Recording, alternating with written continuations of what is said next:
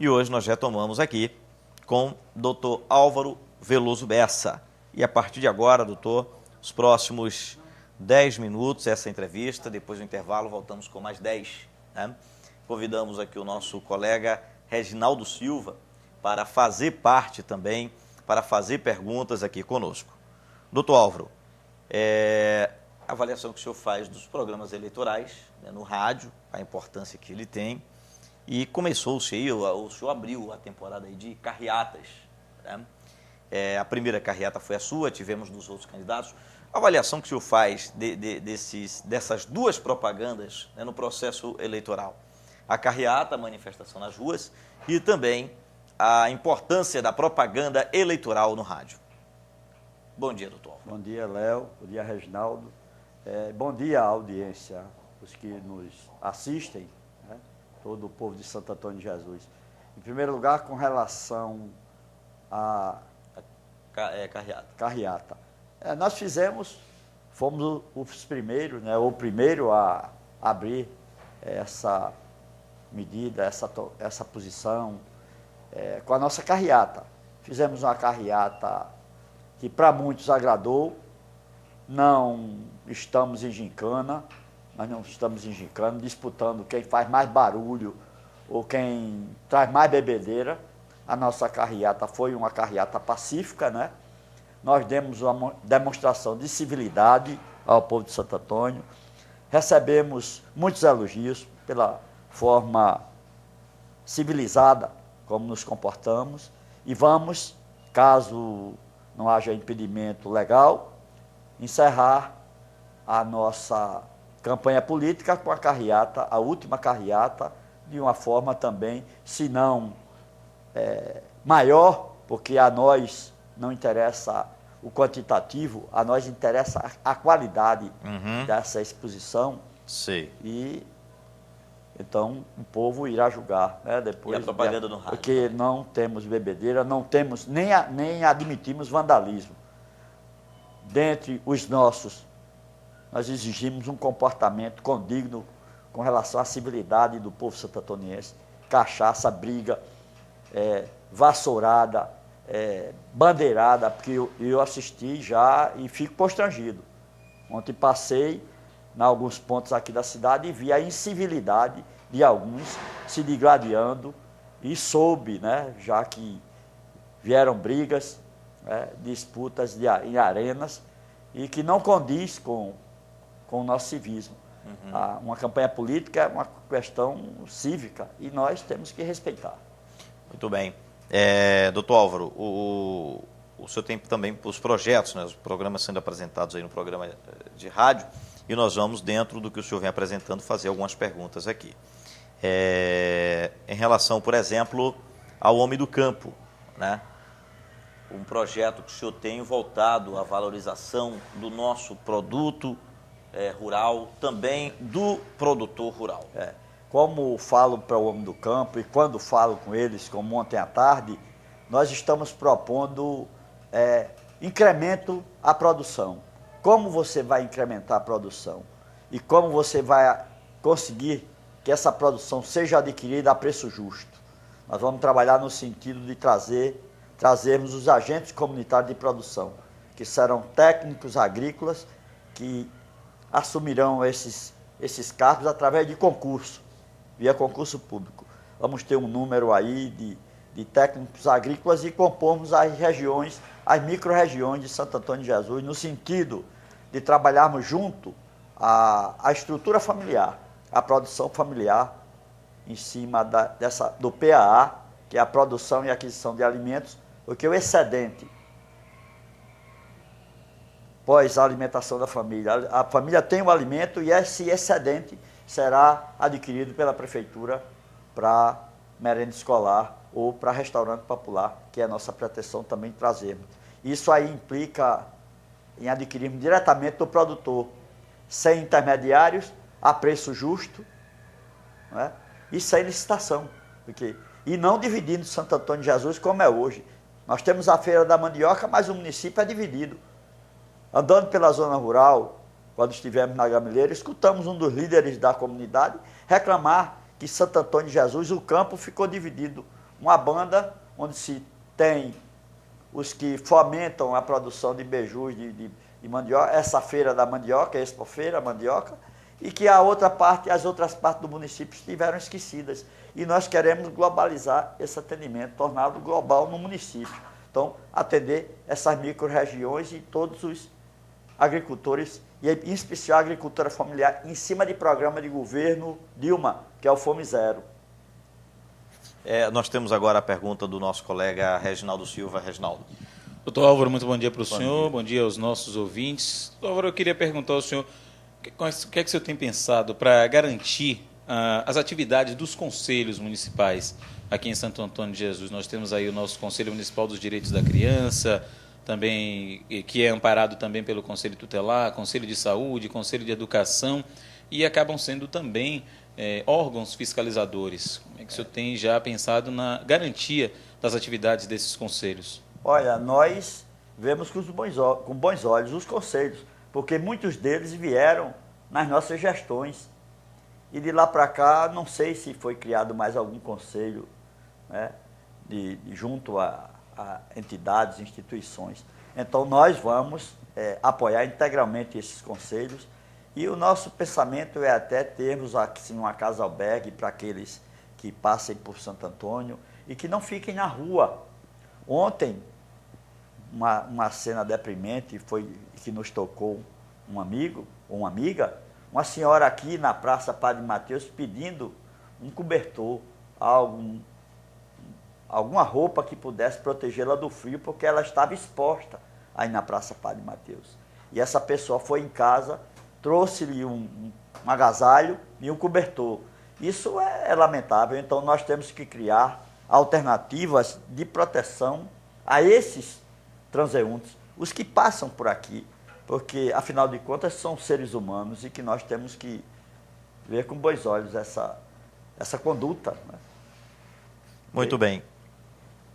Doutor Álvaro, em relação ao funcionalismo público, né, como é que o senhor pretende trabalhar a valorização, e a gente fala também na questão da qualificação e o melhor serviço para o público? Quando a gente fala em serviço público, nós nos direcionamos para os da área administrativa e os de outras áreas, como a educação, a infraestrutura, e todos eles são vistos por nós com bons olhos. Só garanto ao funcionalismo que eles são respeitados, sempre foram. Eu acho que compõe a nossa infraestrutura de governo. Eu garanto-lhes que vassourada não vai ter, né? Porque faltar com respeito ao funcionalismo é dizer besteira. Falar besteira que vai tirar o funcionário a vassourada. Nós vamos abranger todos, inclusive os comissionados, se eles tiverem valores compatíveis com a exigência da administração pública, é evidente que poderão ser aproveitados. E muito mais os efetivos, quando melhoraremos a qualificação. Vamos trazer cursos, qualificá-los para trabalharmos a administração pública muito mais com os que já compõem os quadros da prefeitura, para que evitemos trazer gente de fora para poder fazer um trabalho talvez de melhor competência. Não, eu acho que nós temos pessoal competente e é em cima dessa competência que nós iremos trabalhá-lo. Muito bem. Olha, nós vamos trazer também, nessa rodada de entrevistas, argumentos que foram utilizados em programas eleitorais e até mesmo nos debates. Uma das perguntas que já chegou a lhe ser feita, é uma oportunidade de eu falar aqui com o nosso amigo ouvinte também, doutor, em relação a, durante a sua gestão, funcionários, acho que é em torno de 400 ou 450, que teriam sido demitidos. Né? Isso gerou uma certa polêmica ali durante a sua gestão, eles foram reintegrados. O senhor vai ter a oportunidade de falar depois do intervalo por que isso aconteceu e qual a sua versão para essa história. Nós vamos ao intervalo e a gente volta já já. Muito bem, nós já estamos de volta. Agora outros 10 minutos, doutor Álvaro, nós havíamos deixado no ar a pergunta em relação a funcionários públicos municipais demitidos durante a sua gestão, que acabou gerando um problema na justiça, se arrastou durante muito tempo, o pessoal acabou sendo reintegrado. Como foi, doutor? Por que nós tivemos aquelas demissões? quando nós assumimos em 97, havia na prefeitura 700 funcionários sem nenhuma capacitação, não é desvalorizando-os. E a lei, a Constituição de 88 prescrevia que tínhamos o dever de demitir esses funcionários admitidos sem concurso público. Eu quero uma exigência à época para que se fizesse o concurso público. Nós demitimos, nós trouxemos o concurso público, fizemos incontáveis apelos, inclusive pelas rádios, por meios de comunicação, outros, para que os funcionários demitidos se submetessem ao concurso, porque a nossa intenção era aproveitar ao máximo daqueles demitidos. Mas foram incentivados, inclusive, pelo presidente da Câmara à época e por alguns vereadores, para que não se submetessem ao concurso público. Só que esses mesmos que orientavam para que não se fizesse concurso público, mandaram que suas esposas fizessem, e elas temos funcionários hoje ainda admitidos nisso aí, naquele momento. Certo. Então, é uma pergunta que eu gostaria de fazer, inclusive, aos que tanto reclamam dessa questão. O que fariam eles no meu lugar, à época? Se eles iriam de encontro à lei, que era uma determinação legal. Então, faz essa pergunta para eles também, para ver o que é que eles dizem. Se eles são transgressores, aí eu não. Só que sabemos hoje que muitos dos demitidos, nas visitas que fazemos, muitos desses demitidos, que já tinham alguns anos de prefeitura, não tiveram os dividendos que deveriam ser recolhidos à Previdência. O INSS, né? Foram apropriados por outros, não foram recolhidos à Previdência. E esses, depois somando mais algum tempo, em outras atividades, não puderam contar esse tempo de serviço prestado à Prefeitura, porque eles se apropriaram. Descontaram o salário, mas não passaram para o INSS. Apropriação indébita, se fosse a lei de responsabilidade fiscal vigente, estariam na cadeia, não seriam candidatos hoje. Então, é preciso que o povo saiba disso. Nós assumimos e pagamos tudo aquilo que era devido à Previdência. Tivemos resgates de algo de 300 mil mensalmente, 300, 400 mil, pelos auditores da Previdência. Não por culpa nossa, por culpa dos nossos antecessores que não recolhiam o direito à Previdência, esses recursos, esse pagamento. É preciso que o povo saiba disso. E eu falo de uma maneira contundente, porque está tudo lá na Prefeitura, entendeu? Muito bem, nós temos agora a pergunta do nosso colega Reginaldo Silva. No oferecimento do Mário Assis Empreendimentos Imobiliários, seriedade e compromisso com o seu sonho e seu investimento. Também, procurando móveis para escritório e escolar, venha para Moviflex. O melhor preço a gente tem. Se a vida já é boa, em breve será ainda melhor. Vem aí uma nova vida. Clínica Odontomédica Vida. Gráfica União, kit político com o menor preço. Gráfica União, a melhor impressão. SM Imóveis, você sonha, você encontra, você ama, você se surpreende. SM Imóveis, requinte na arte de decorar. Módulos Falcon é na Portimac, a boutique do seu carro. Portimac, em frente à biblioteca mais ampla e confortável. Reginaldo Silva. Ok, doutor Álvaro, Santo Antônio de Jesus conta hoje novamente com um sistema de transporte público municipal. Mas ainda há muitas reclamações da população, quanto a horários, quanto a pontos. O que é que o seu plano de governo já prevê para essa questão do transporte público municipal? A manutenção do transporte com micro-ônibus, o senhor pensa em um outro tipo de transporte? Pensa em retornar a questão das vans para o centro da cidade, fazer esse transporte urbano? O que é que o senhor pensa em relação a isso? Nós, em primeiro lugar, vamos estudar a questão do contrato com a atual prestadora de serviços. Reestudar as áreas por onde não passa o transporte público. Nós sabemos de alguns trechos aqui da cidade que o transporte público não trafega. E são avenidas, por exemplo, a Avenida Nossa Senhora das Graças. Ali não passa. Nós recebemos incontáveis reclamos. E vamos estudar, analisar essa questão contratual vigente agora e também da guarida, as vans, por que não? Vamos nos reunir com os proprietários de vans, porque eu acho que nós temos que ter alternativa. Aquele que sirva à população, ao povo, por um preço menor, mais justo. É evidente que nós vamos procurar a economicidade, vamos economizar para beneficiar o povo. Então vai ser por aí. Agora, não vamos engolir contrato de gaveta, alguma coisa que tenha sido feito para transferir para a nossa gestão, porque nós vamos ser rigorosos com relação a essa fiscalização. Então, vamos estudar com carinho a questão das vans e outras alternativas certamente virão no sentido de servir ao povo. Essa é a nossa intenção, servir ao povo de Santo Antônio de Jesus no que tange ao transporte público, urbano e também, por que não, rural. Muito bem, doutor Álvaro, nós temos aqui um outro questionamento, doutor, em relação a restaurante popular, um de seus projetos, né? Como é que ele vai funcionar, a quem ele visa atender, como é esse projeto? Explique para a gente. Esse restaurante popular é uma intenção nossa, realmente, porque isso já existe em cidades maiores, cidades de porte médio, e nós vamos fazer em cima desse abastecimento que teremos através da nossa Secretaria de Agricultura. O programa, né, de agricultura familiar, em cima do programa de governo Fome Zero, vai nos trazer essa demanda de alimentos para que nós possamos prover essas comunidades mais necessitadas. E não vamos trazer restaurante para rico aqui do centro da cidade.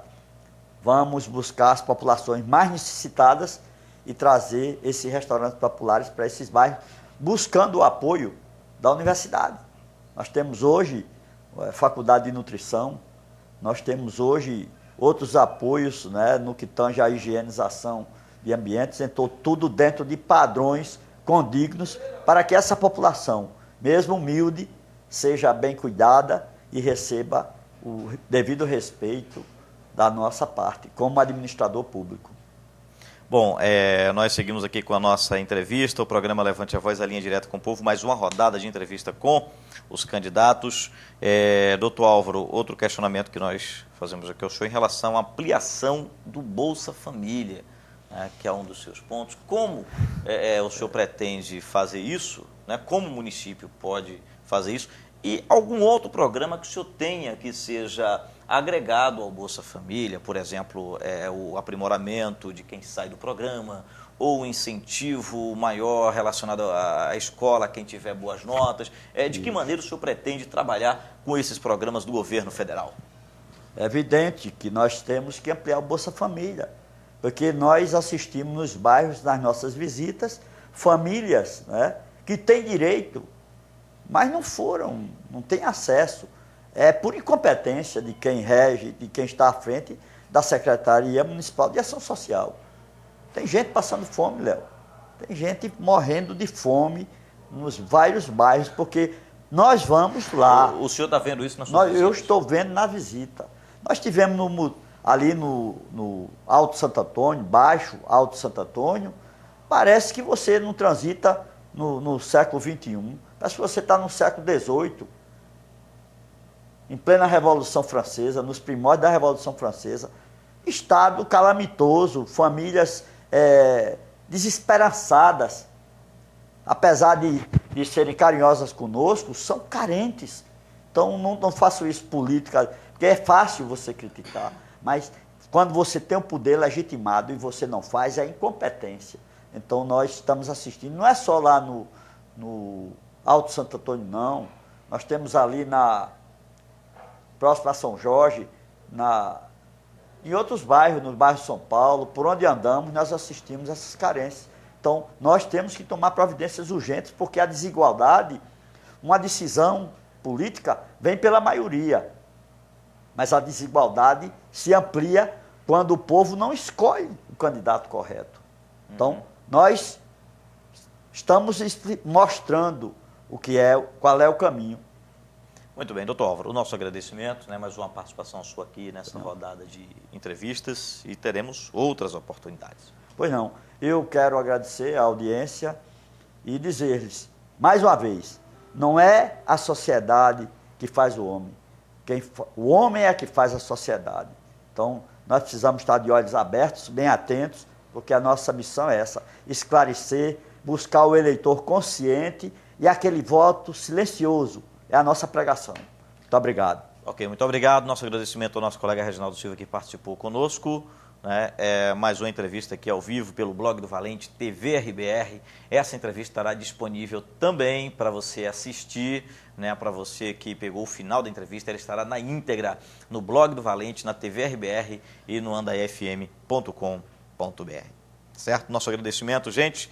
E nós já chegamos aqui ao final do nosso programa por hoje, né, desde já o nosso agradecimento. Amanhã nós estaremos dando sequência à rodada de entrevistas com os candidatos.